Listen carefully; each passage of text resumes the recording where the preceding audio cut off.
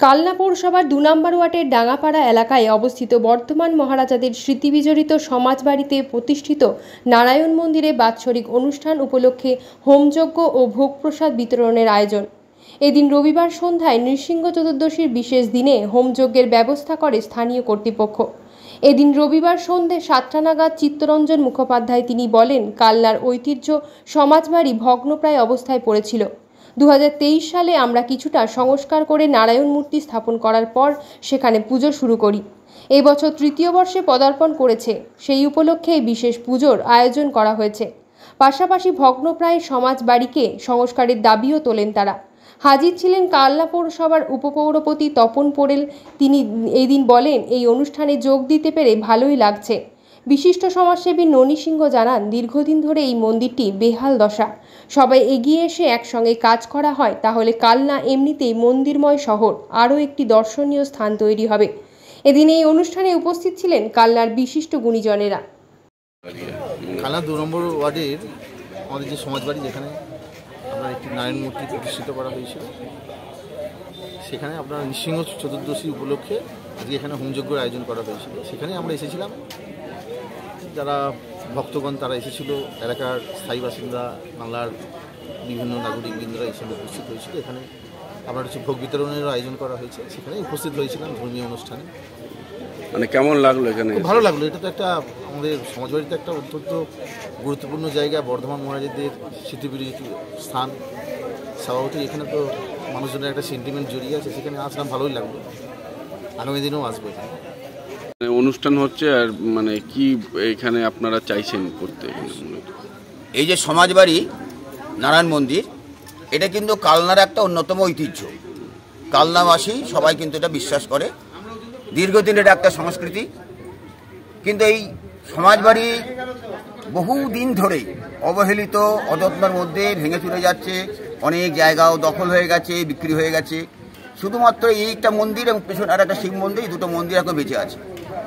আমরা 2023 সালে আমরা কিছু মানুষ ঠিক করি যে এই সমাজবাড়ি নারায়ণ মন্দিরটাকে আবার নতুন করে পূজা অর্চনা শুরু করতে হবে। সেই হিসেবে আমরা 2023 সালেই এই তিথিতে, অর্থাৎ আজকে যে তিথিটা নৃসিংহ চতুর্দশী, এই তিথিতেই আমরা অভিষেক করলাম মন্দিরের। মন্দিরটা এখন জরা জঙ্গল হয়েছিল, সেসব পরিষ্কার পরিচ্ছন্ন করে এখানে তখন শিলা পুজো, নারায়ণ শিলা পুজো হতো। সেই নারায়ণ শিলা নিয়ে এসে প্রতিষ্ঠা করে আমরা 2023 সালে সারাদিন ধরে যাগযজ্ঞ পূজা অর্চনার মাধ্যমে শুরু হলো।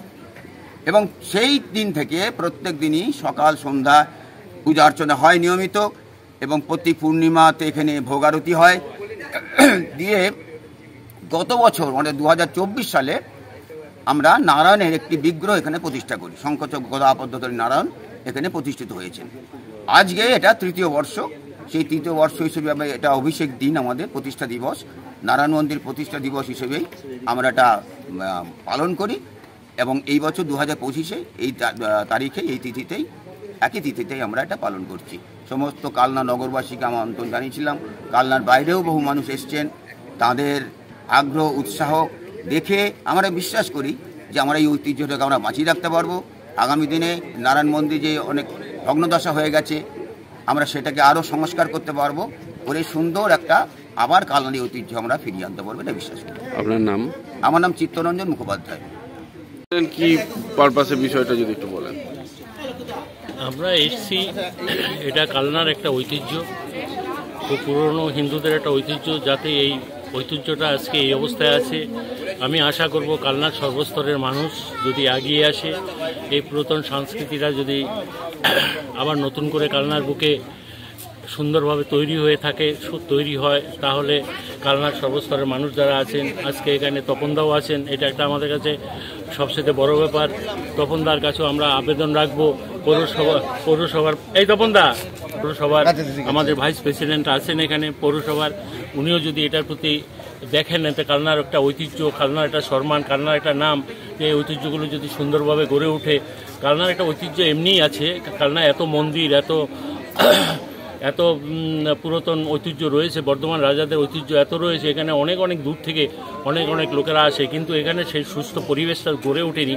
তাই আমি আশা করব কালনার মানুষের যদি এগিয়ে আসে, পৌরসভার চেয়ারম্যানও এখানে আছেন, এটা আমাদের কাছে একটা ভাগ্যের ব্যাপার, উনি যদি এটার প্রতি একটু দৃষ্টি দেন তাহলে আশা করি এই কাজগুলো সম্পন্ন হবে এবং কালনার উন্নতি হবে, কালনার মানুষের একটা গর্ব হবে, কালনাটাকে অন্তত ভারতবর্ষের মধ্যে একটা ঐতিহ্যের জায়গা, একটা পুরাতাত্ত্বিক একটা জায়গার স্থান তো এমনিই আছে, আরও জায়গাটা নতুনভাবে যেভাবে পড়ে আছে এই জিনিস সংস্কার হয় তাহলে আরও কালনার গৌরব ভালো হবে। আপনি কি প্রথম এলেন এখানে নাকি? আমি এর আগে একবার এসেছিলাম, একবার এসেছিলাম, চিত্তদা বলেছিলেন, এসে দেখে আমার খুবই খারাপ লাগলো। আমি জানতাম না, সমাজপতি বাড়ির নামটা আমি শুনতাম কিন্তু চোখে দেখিনি। এর পরেও আরেকটা মন্দির এসে আমি ঘুরে গিয়েছিলাম।